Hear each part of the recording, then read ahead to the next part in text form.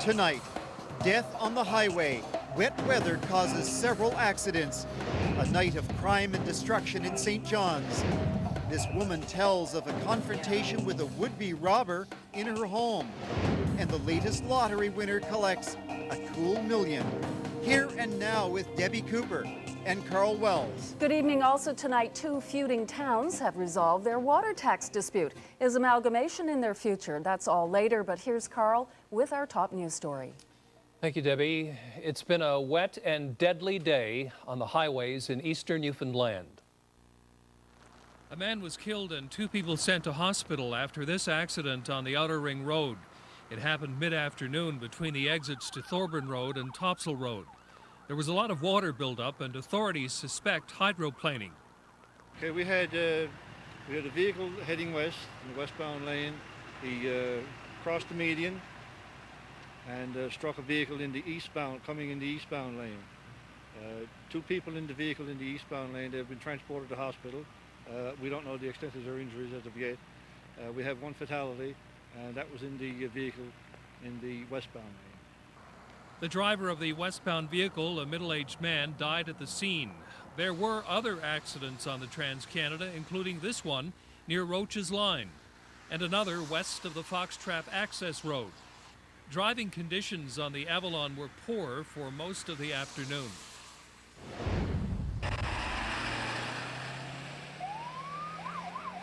Driving was no better in other parts of eastern Newfoundland. Heavy rain was a factor in this accident near Port Blandford. There were no serious injuries, but one person was sent to hospital. And this car was eastbound when it hydroplaned, crossed the road, rolled several times, and ended upright. The driver was the only person in the car. This was the second accident caused by hydroplaning reported to the Clarenville detachment of the RCMP today. The other accident happened on the Burin Peninsula Highway. Someone went on a tire slashing spree in St. John's last night. Tires on more than 20 cars and trucks were punctured.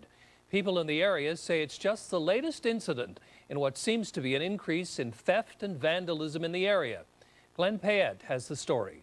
How would you like to wake up blurry-eyed and see this, or this, or this? It was a familiar sight all along Old Topsail Road in St. John's today. Oh, I think it's terrible. There's 4 new tires I got on there, too. Goldie White is in from Twillingate to do clinical work at St. Clair's Hospital to become a nurse practitioner. She woke up to find that all 4 of her tires had been punctured. It happened after 9:30 last night, so it was sometime after then. When, I don't know. We didn't see anybody. A couple of houses down, Sherry Mullet watched as one of the 2 vehicles from her driveway was taken away to have the tires fixed. She saw the damage last night. I came out and realized both sets of front tires on our truck and our car were slashed and flat. Mullet says it's just the latest in what seems to be an increase in crime in the area. She says someone stole a bench from here and a solar light was taken from her flower bed. Farther down the street, the woman who had this tire slashed says she also had eggs thrown at her house and that her large window was cracked with a paintball. It all has Mullet worried.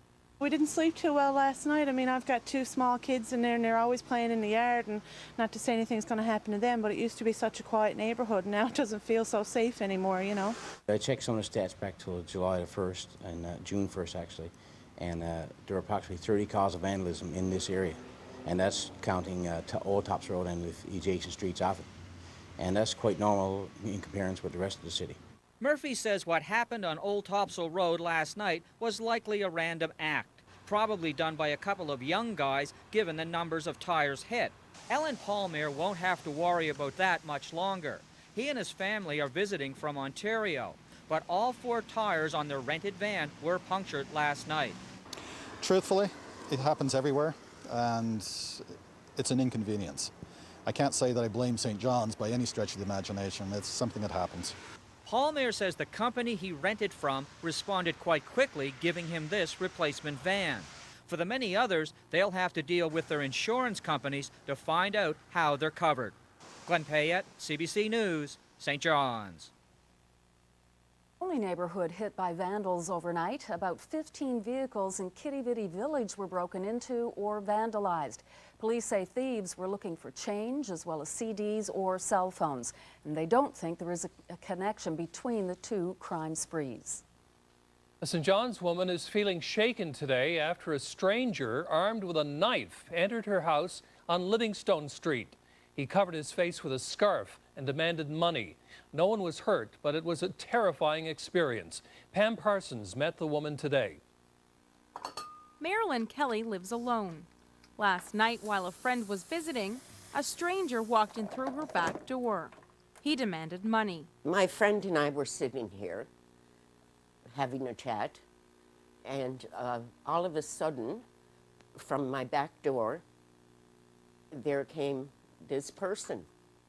Kelly said she was taken back and thought the man was playing a joke, but then he started waving a knife. He started wielding this knife in front of Ronnie, and the knife was about that long with a black handle. It was probably a kitchen knife, I would say.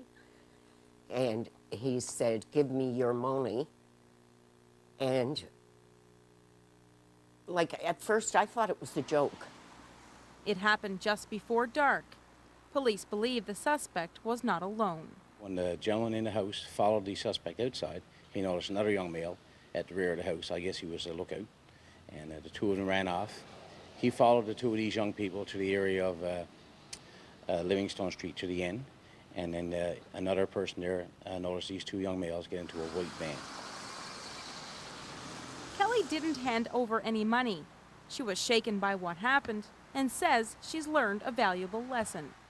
Well, my doors will be locked for sure, and when I go out, my cane's going with me.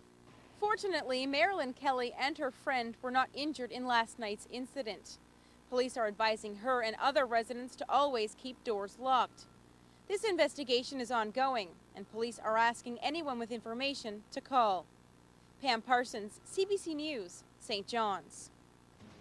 Ahead on Here and Now, from Labrador, a milestone in building the highway from Lake Melville to the south coast. A St. John's nightclub is hit by fire. Is amalgamation in the future for two warring towns in Conception Bay North?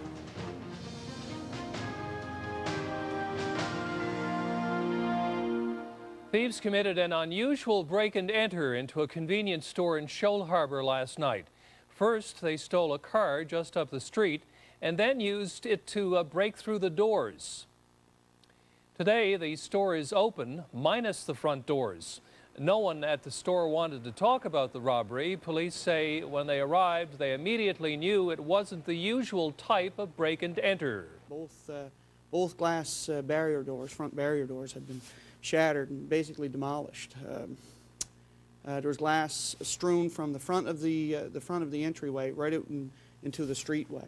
What you'll see on the videotape is if you're looking at the front entryway, you'll see the car come in, of course, parallel with the front door. And they come back through it, they clear in through the doors with the rear of the car. They use the rear of the car to bombard the doors or shatter the doors. From there, the two male occupants, they appear to be male, we're saying male right now.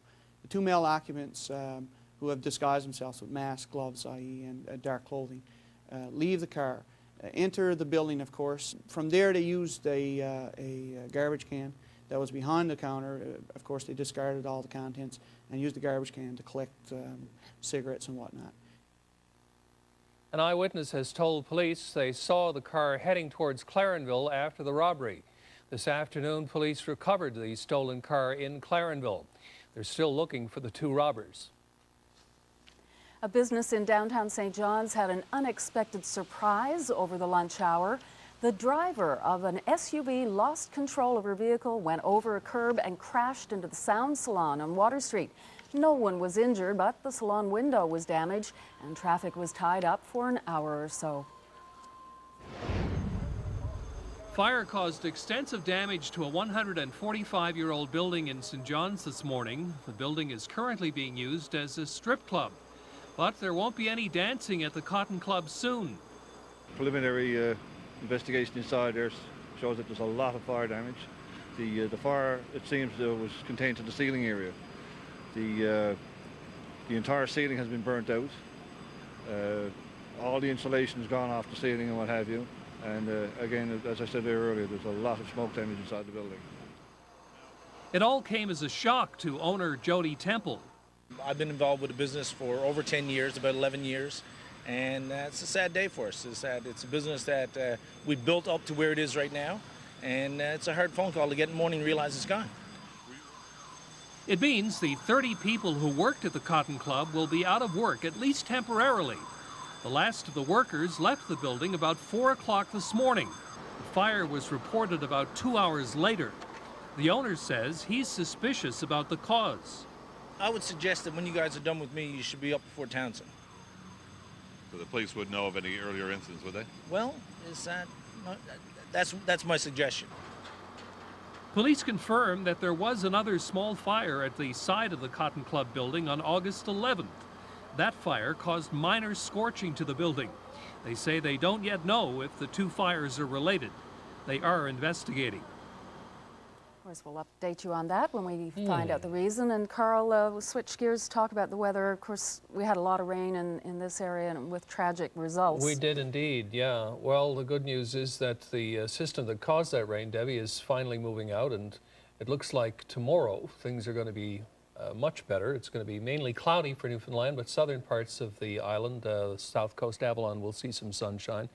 And Labrador is in good shape as well. They'll have a good day because there's a nice big high moving into their area. And I'll have more on all of this later. Okay then. And coming up later on Here and Now, gas prices are going down.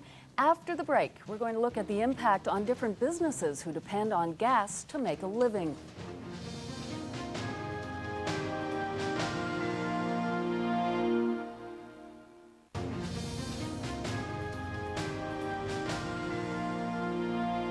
Welcome back. It's been a long process, but a road link between southern Labrador and the Happy Valley Goose Bay area is inching forward. The latest milestone is a bridge across the Churchill River, a vital link in the new highway. Amy Joy reports. It may seem like any other day, but Labrador is one step closer to a new highway system.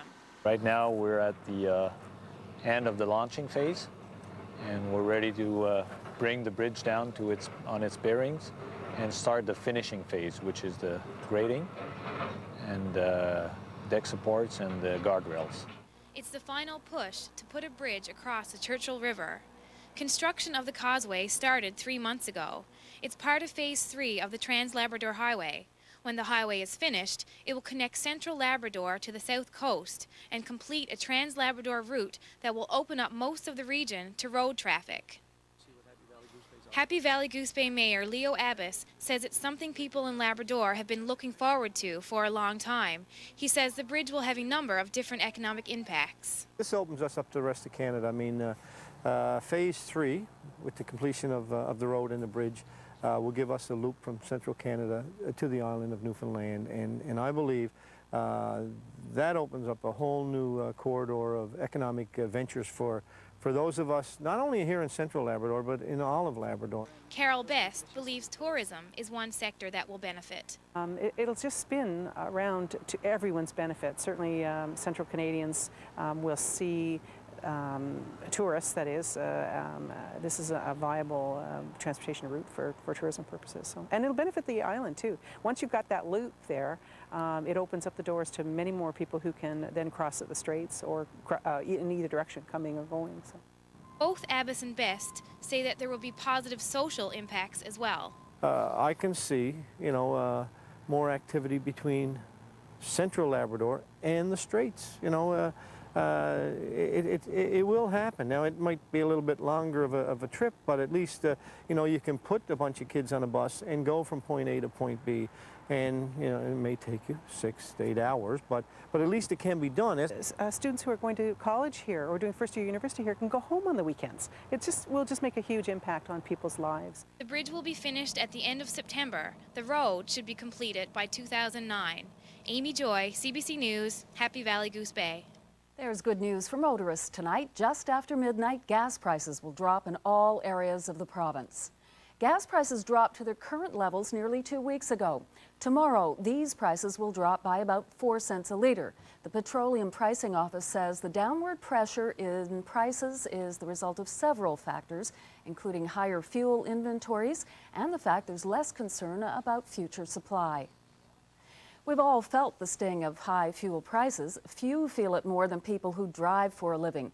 Otsford Zori met some of those people and got their take on the up and down trend in fuel prices. Regency Towers? That's better in the meantime. Okie dokie. Dave Antle has been driving a cab for about 15 years. Each time the price of gas goes up, it comes straight out of his pocket.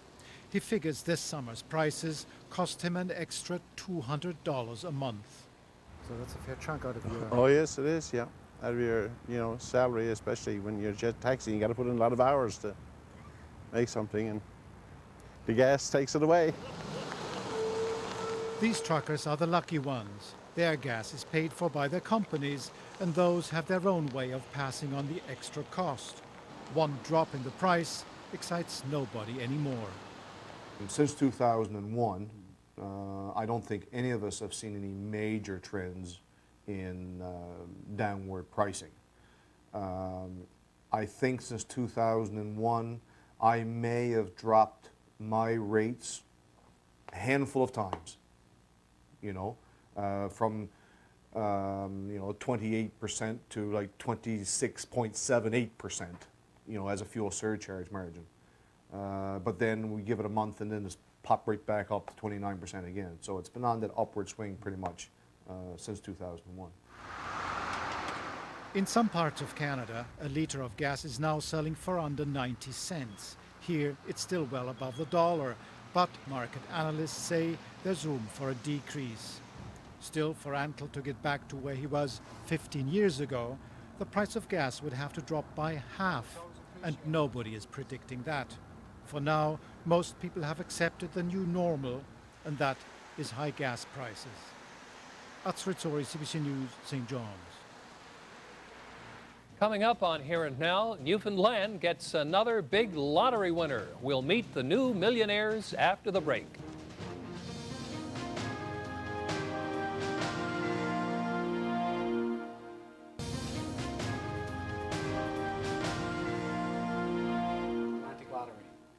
The province has 2 new millionaires. Ora and Jerry Farrell of Kelligrews won $1 million in last week's Atlantic 49 lottery. Jerry is an insurance agent with Wedgwood Insurance. Ora has been a licensed practical nurse at St. Patrick's Mercy Nursing Home in St. John's for the past 16 years. She had 2 years to go until retirement, but not anymore. I'm now retired. I worked on LPN at St. Patrick's Mercy Home here in St. John's. When did you retire? Like this morning? Monday morning. The Farrells' children and grandchildren were on hand for the presentation. The couple say they'll use part of the money to go with their granddaughter when she leaves the province for heart surgery next year. If I could take this and take away the surgery, I would, but I can't. But she's there, and we'll go with her. The Farrells are the 8th $1 million prize winners from Atlantic 49 in the province. It's what you call a sign of the times, proof that summer is nearly over. Some schools in St. John's are already open, so high school students can make last-minute changes to their timetables and get books. But there will be a delayed opening for at least one school. St. Andrew's Elementary won't open till Friday, a few days after other schools in the St. John's area. The building's undergone renovations over the summer, and the work is not quite finished. Corner Brook gets a lot of tourists throughout the year, but on Tuesday, visitors won't have anywhere to go for information. The city's Board of Trade says it can't afford to keep the tourist chalet open any longer. The board took over the chalet in 1986. It's been a financial strain ever since, and the business group says it can no longer foot the bill alone. Our loss this past year was about $15,000. And to a small funded organization, that's a lot of money. We think it's excellent now that the community has risen to the challenge and are communicating about it, talking about it, meeting about it, and hope that some good discussion and debate occur in the next week or so to pick up the pieces where we're going to be leaving it off. They have come to the city, the province, and the federal government for funding from time to time to operate the centre, and there was a request made last year which we felt at the time we couldn't participate, but you know, we're certainly willing to look at it. If all the business community that are involved and the other levels of government, municipalities are willing to help, then we're certainly there at the table as well. Kenneth MacDonald of Frenchman's Cove was back in court today on a number of firearms charges. The 46-year-old MacDonald was arrested after pointing a gun at several people in a house in Pasadena. He's accused of taking a loaded gun and driving a passenger out over the highway where he led police on a chase. MacDonald now has a lawyer, and a bail hearing is set for next week. It's a wet day for biking, but these guys don't mind at all. They are riding across Canada for the Canadian Bible Society, all 64 of them.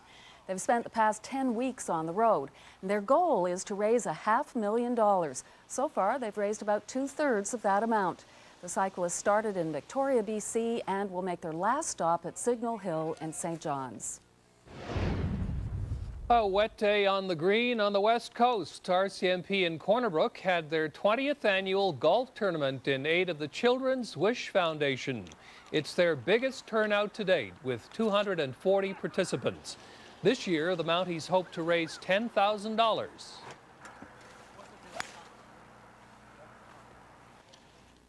And up next on Here and Now, Salmon Cove and Victoria may have found the answer for the dispute over their water taxes. What about amalgamation? Stay with us.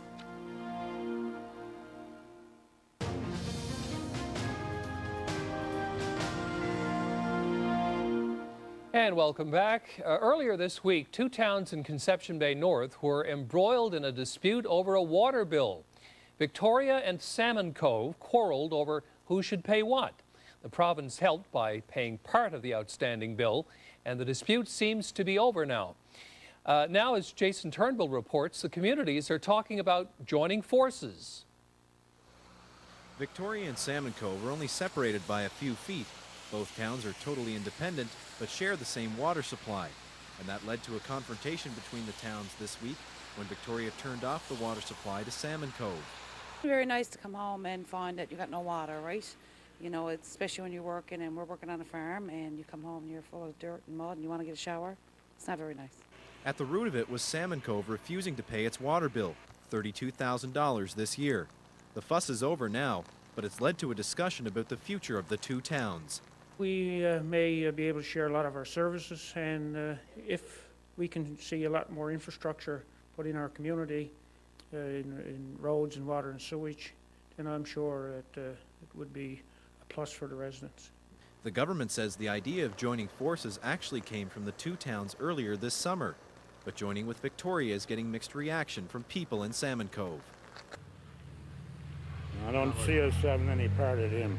Oh yes, I think it really would help. But I'm satisfied with the way things is now too.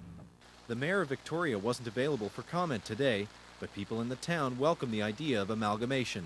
From my point of view, I don't think it really makes a big difference. I'm pretty much from Salmon Cove anyway, but communities are basically together anyway, so I don't see any problem with it. The province is paying for a study that will weigh the pros and cons of Salmon Cove joining with Victoria. After the results are released, both towns will then vote on amalgamating. Jason Turnbull, CBC News, Salmon Cove. Well, the prospect of Salmon Cove and Victoria amalgamating after all that tension over the water dispute certainly is an interesting one. Jack Byrne is the Minister of Municipal Affairs. I spoke with him at his office this afternoon. First of all, Minister Byrne, what do you make of the situation when there is such acrimony between two neighbouring communities? Well, you know, I was a bit surprised that it did get to this point because we've been in discussions with both towns, myself as mayor, for some time now, and officials from the department. And I look at this really as a bump in the road because both towns had back in July requested that we, as a department, do a feasibility study on both towns coming together and amalgamating because they are so close anyway. Geographically, of course, there's not a problem. and even the services that they provide and what they charge for those services to each individual citizens within both towns. So, you know, to me, to get to this point, it was too bad it happened, but we had a very good meeting this morning, and, you know, I think we may have a resolution in place. And before I pursue this amalgamation issue with you, I'm just wondering about the situation now that you have decided to pay at least part of the outstanding water bill for Salmon Cove. How concerned are you about setting a precedence here? We did consider that back in June or July when we had made the offer in the first place. And it was based on the fact that they were prepared to do a study to come together to amalgamate. So in the long run, if they did decide to come together, you know, based on what the feasibility study would show and what their people say in each individual town, well, these costs would not be a lot in conjunction with what we would offer them in the first place. When you look at Port Union, Melrose and Catalina that came together in January 105, I mean, we paid down their debt. We provided money to go towards capital projects, these types of things, water and sewer, roads, and these types of things. So in the overall scheme of things, it was not a lot of money from our perspective to get two towns to look at coming together. Now, you say the two towns have requested government undertake this feasibility study, or at least pay for one to be done. If the study determines that amalgamation is feasible, how hard will you push for this? Well, to be quite upfront and be honest with you, is since I've become minister, that's almost 3 years ago, most times that I meet with any municipalities that are in close proximity to another, that I'm always promoting towns coming together. I'm always promoting that at least you get together and share services. The feasibility study that will be done will look at all aspects of both towns, and you know, what the benefits are to each town, what the negatives would be to each town, and at least the people and the town council will say, okay, we have the facts before us now, and to be able to make an intelligent decision based on the facts before them. And what they're charging each town now are charging their taxpayers, and the services that they provide at this point in time are very similar. So. But how much will you encourage the towns to amalgamate, or does it really have to be something that they wholly embrace? Well, again, we had both towns came this morning to the meeting, I think, with the objective in mind to come up with some resolution here with respect to this one particular issue.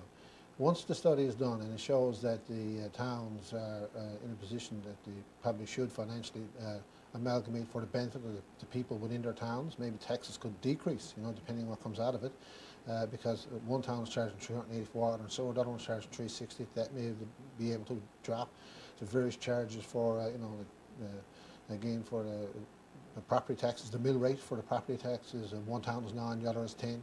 So I think when the people in the town see the similarities and how close we'll be, that, you know, I don't know if we need to get into the process of trying to force it. Our policy, of course, is that there be no forced amalgamations, and that's the reason why we feel that by working with the towns, that the towns will see the benefit themselves, and that's why we're prepared to pay for a feasibility study upwards of $15,000 to $20,000, so the people in the town, the town councils themselves, and the mayors can look at it and say, well, I know the situation in the neighbouring town, vice versa, and they'll be able to say, well, it just makes sense. So I support, I don't support. Minister Jack Byrne, thank you very much. You're kindly welcome. We want to hear your thoughts on that story. Here's how you can contact us.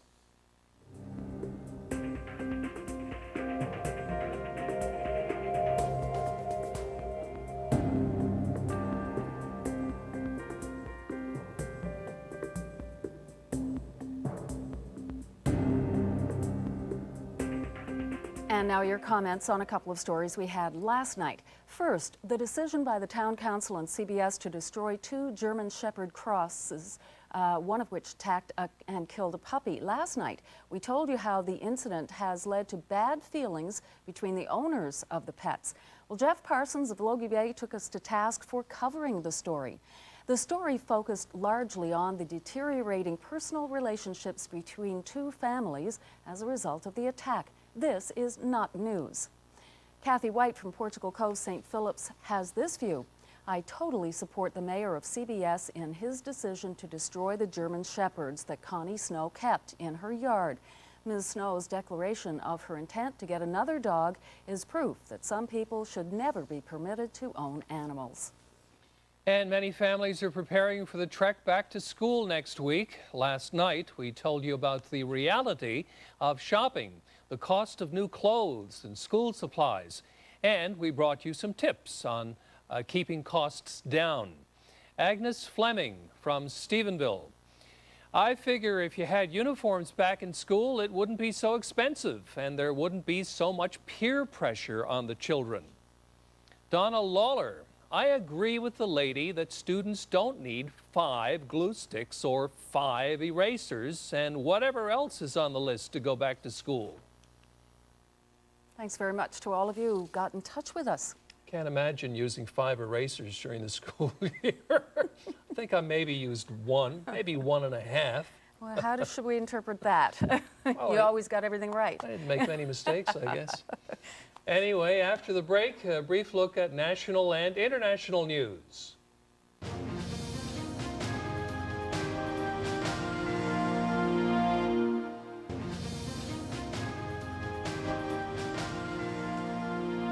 Welcome back. There are fears today that a woman who went missing from a fire lookout tower in Alberta may have met with foul play. 70-year-old Stephanie Stewart disappeared from the tower near Hinton 5 days ago.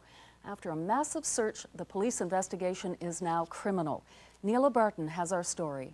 So we've had police dog out, we've had a helicopter out. Another group of searchers getting briefed before heading into the brush to look for Stephanie Stewart, who's now been missing for more than 5 days. She's a member of the family, she's a member of the team. Stewart works here at the Athabasca Lookout Tower, where she spent the last 13 summers as a forest fire observer. She was reported missing when she didn't call for a routine check-in on Saturday morning. It rained yesterday quite heavily, and that is a great concern. It just, with every passing day, you know, the chances of her staying safe diminish. The RCMP have now begun a criminal investigation into her disappearance. Also missing from her cabin, her bed sheets, pillow, and a watch. Her truck is still parked out front. At this time, we can say foul play is suspected in her disappearance. Is she alive and well? Don't know, but it looks as if she has now wandered off or a bear attack or something of that nature. Those who know her say Stewart's disappearance is completely out of character. Tim Klein trains tower observers, teaching them safety and procedure. Anytime that they leave their post, they're first of all contacting their supervisor direct. He says Stewart, a woman who's been on the job 18 years, wouldn't just up and leave. She's very fit, very knowledgeable of the forested area and her role there. Just an incredible lookout observer. Well, the bottom line is Stephanie isn't here. So she either walked away on her own power, or she was taken. This afternoon, the RCMP called off the search for Stephanie Stewart, but they say the investigation into her disappearance will continue. Neela Barton, CBC News, Hinton. In Windsor, Ontario, it was an unimaginable crime. A doctor stabs his former lover to death in a hospital recovery room. Dr. Mark Daniel then injects himself with a lethal dose of medication and dies 3 days later. The victim was Lori DuPont, a nurse and single mother. Some 9 months after that shocking series of events, the hospital has released a report on her death. The report says that the stabbing could not be predicted. The lawyer for DuPont's family had this to say. The hospital has no legal status or standing to conduct a legal investigation or to deal with justice. A hospital is a healthcare providing facility, and that's what its primary purpose is. It's not a properly legal constituted body. There was no means by which the truthfulness of the information gathered could be tested. There was no requirement that the information be provided under oath. There was no opportunity rather to cross-examine those that tendered evidence. At least 10,000 people are being told to leave their homes on Mexico's Baja Peninsula. The order comes as Hurricane John heads their way. The Category 3 storm is already lashing ports and beaches on Mexico's Pacific coast. John is moving parallel to the mainland and taking aim at Baja, popular with foreign tourists. Officials have asked tourists to stay in their hotels. Locals living in low-lying areas will be taken to shelters. John is packing heavy rains and sustained winds of more than 200 kilometers an hour. Canadian-born actor Glenn Ford, whose career spanned more than half a century, has died in California.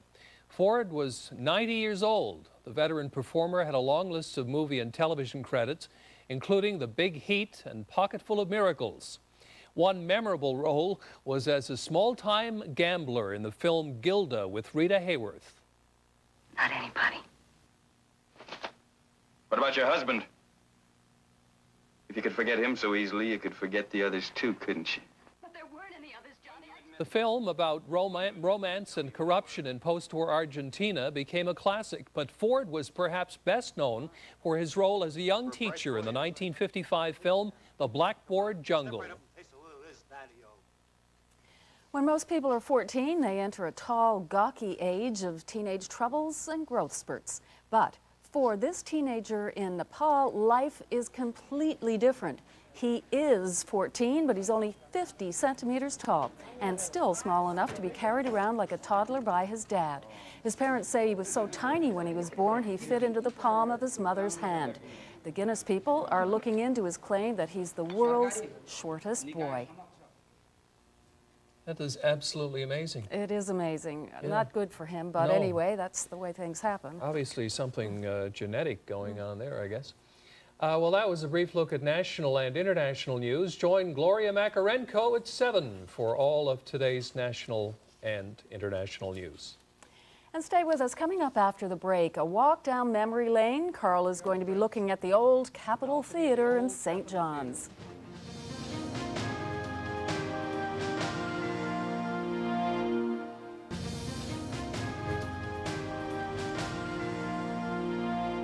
Welcome back, everybody. Years ago, when I was growing up, going to the movies was a big deal. Before the days of Empire Theaters and the multiplex cinema, St. John's had stand-alone movie houses. When I was a kid, we had only two, one uptown and one downtown. This is Henry Street in downtown St. John's, and when I was a kid, my favorite movie theater was located on this street. This is the Capitol, and when a really hot movie was playing at the Capitol, there'd be a line of people all the way down Henry Street waiting to get in. I liked it because it wasn't too big and because it was downtown, just a short hop to Water Street and all the stores. Uptown on Harvey Road was the Paramount, now an office building. A lot of people liked the Paramount better because it was bigger and a little glitzier. But you know what? The old Capitol had something the Paramount didn't. Let's go inside.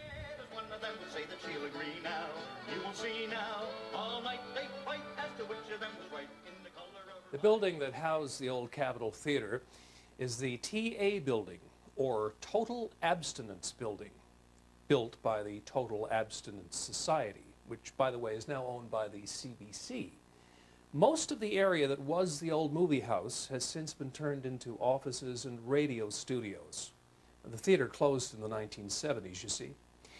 There is one area, however, that still exists.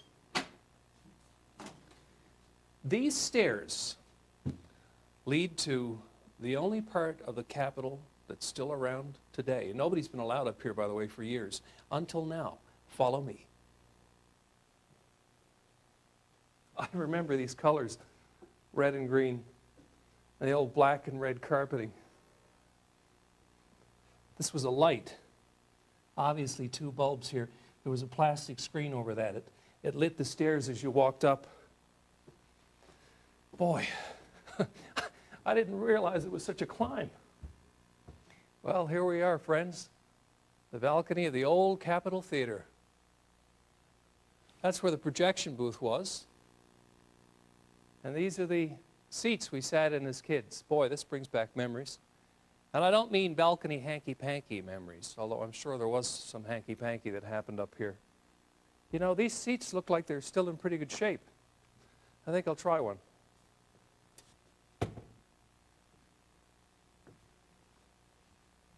Oh, yeah.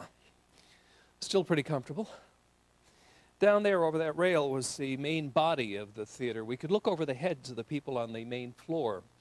And about 40, 50 feet ahead of that was the screen. What you're looking at there is not the screen, that's the exterior wall of what is now the largest CBC radio studio in the province. My first memory of seeing a movie in this theater was the sound of music. I was about that high. I can still remember seeing Julie Andrews twirl across that screen on top of that mountain. The hills are alive with the sound of music, with songs they have sung. Longtime St. John's resident Paul O'Neill remembers weekly visits to the Capitol. Well, my father and mother would take my little brother and me every Friday night to the movie at the Capitol, provided it was approved by the Legion of Decency. But what was disapproved in those days would be considered old hat now.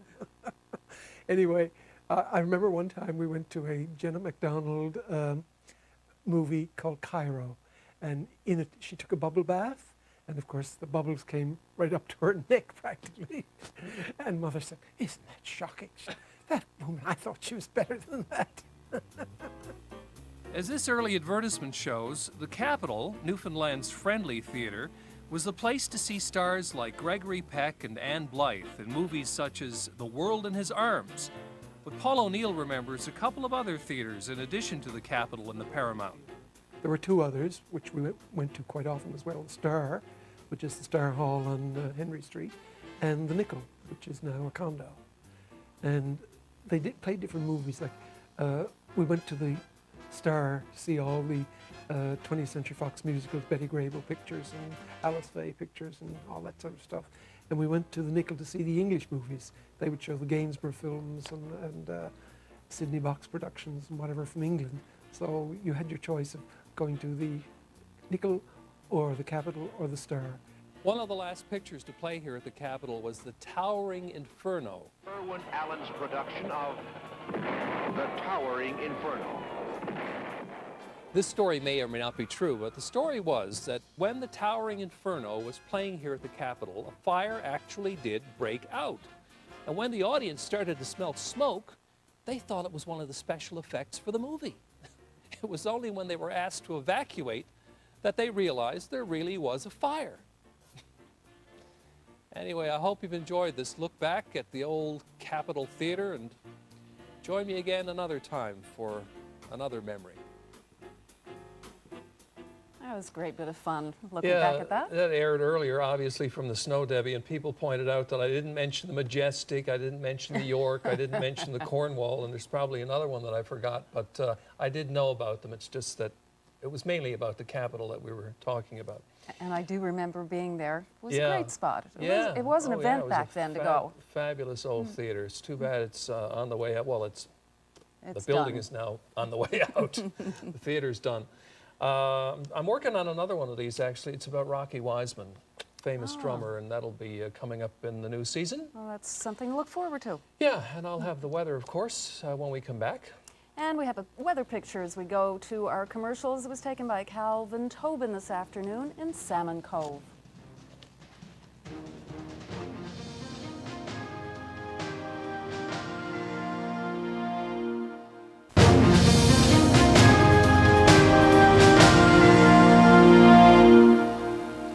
Okay, across the country today, a little bit of cloud in some parts of the country. Central Canada had some sunshine though, and out in Western Canada, British Columbia and Alberta were quite good. 13 only in Edmonton today. Everybody else, well, 14 as you can see in Regina as well, and most folks in Manitoba and British Columbia in the low to mid-20s today.